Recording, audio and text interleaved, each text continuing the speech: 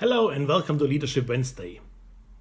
Today we have a special topic. You wonder maybe what I will do here with this Big Mac. And the idea for this came through a post by the personal branding guru, Dr. Natalia Wichowski.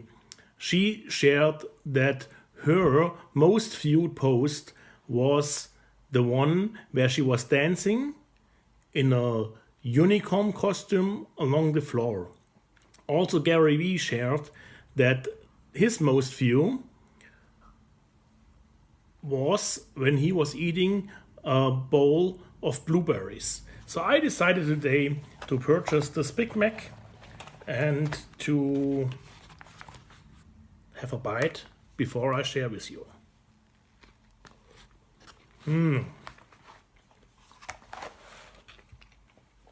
Delicious. Why do I do this? I want to share about personal branding with you today. And see, whenever you buy a box with a Big Mac, you have an expectation what you will get. You have an exact view in your mind and a taste already in your mouth how it will taste. And I guess you like it because otherwise you would not buy it. And you have a perception. Wherever you go in the world, it's a kind of a familiar taste. And so you know exactly the type of meat you can expect, the type of the bread, the cheese, and all the other ingredients.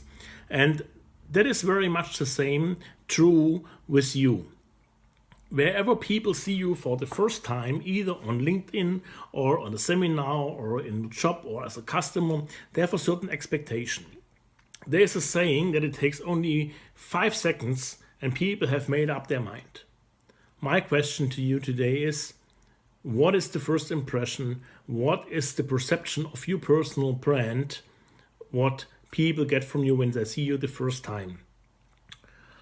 Brent Niblo said once, ABB, always be branded. Always do something which is alongside with your brand and the brand perception. So for those of you who are not so familiar with the whole thing, a brand is something what has to do with advertising yourself. What will I get when I buy from this person? What will I get when I hire him as a coach or as a consultant? It's always about you. First of all, it's about what is inside of you. What is the inside of you? That means your values, your story, your abilities, whatever you bring to the table, what is inside, what people cannot see. What do you do on your website? What do you do on your LinkedIn page? What do you do in a seminar in order to present this correctly? And everything what you do should be in line with this brand perception. It's also important that you have a strong ability to speak about your successes in the past, that you have a clear message what you can do for what group, and for this group you should have some success stories ready to share with the people in order to make your offer more convincing. And you should know who is your ideal customer. See, it's very unlikely that someone who likes Kentucky Fried Chicken is going to McDonald's and buying a Big Mac. And probably the other way around also.